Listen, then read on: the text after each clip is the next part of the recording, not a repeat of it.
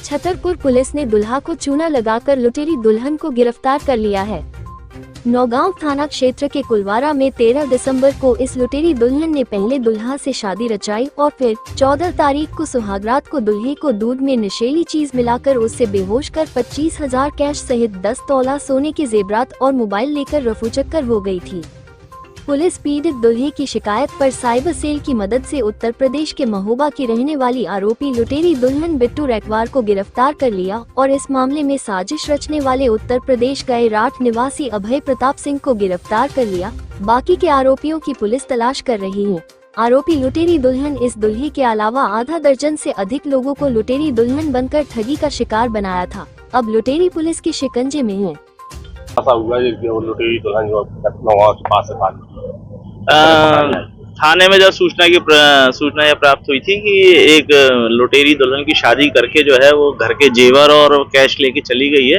सूचना पर तत्काल एफआईआर दर्ज करके वरिष्ठ पुलिस अधिकारियों को सूचित किया गया, जिन्होंने अपने जो निर्देशन दिए गए थे। यह महिला और उसकी गैंग जो है राठ और महोबा चरखारी तरफ जो होने की सूचना प्राप्त हुई, जिस पर से हमने लगातार वहां की पुलिस का सहयोग लिया और वहां पे अपने मुखबिर भी जो है हमने एक्टिव किए। जो फोटो हमें महिला की शादी के समय जो है उनके प्राप्त हुए थे, उन्हीं फोटोज को हमने वहां लगातार लोगों में सर्कुलेट किया।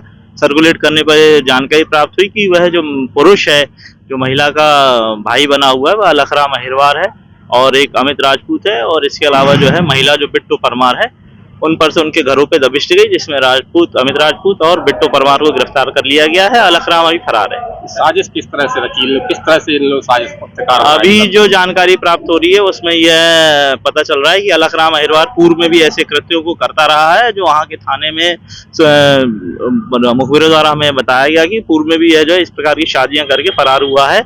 इनके द्वारा यह किया जाता है कि जिन लड़कों की शादी होने में लेट होता है और जिनके परिवार वाले जो है लड़कों की शादी करना चाहते हैं, तो ये लोग उनसे 1-1.5 लाख रुपए प्राप्त करते हैं और शादी के दूसरे ही दिन जो है वह उनको कोई नशीला पदार्थ जो है दूध में पिला के और उसके बाद जेवर और पैसे लेके रवाना हो जाते हैं। कितना चूना लगाया इन लोगों ने? करीबन 12 लाख रुपए कुल गए हैं। कितने लोगों को? और पहले भी जो हमें जानकारी प्राप्त हुई है करीबन 5 या 6 मामले उसमें पूर्व भी पहले से पंजीबद्ध है और मुझे ऐसा लगता है कि और भी कई मामले जो है इनके ऊपर जो हैं जो अभी अज्ञात के रूप में कायम होंगे। जल्दी खुलासा किया गया, कितनी टीमें से बना गई थी, क्या साइबर सेल का भी सहयोग लिया गया था? बिल्कुल निश्चित ही आज के दौर में बिना साइबर सेल के कुछ भी नहीं होता है।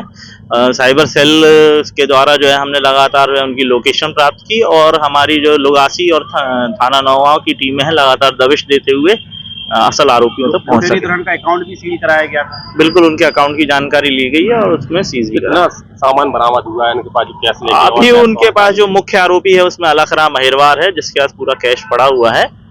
इनके द्वारा जो इनके हिस्से में आई रकम थी, किसी से 10,000 किसी से 20,000 जो है, और उनके द्वारा जो मोबाइल और कपड़े खरीदे गए थे वो सभी जब्त कर लिए गए। ये राखी तिवारी नाम बताया था इससे पहले?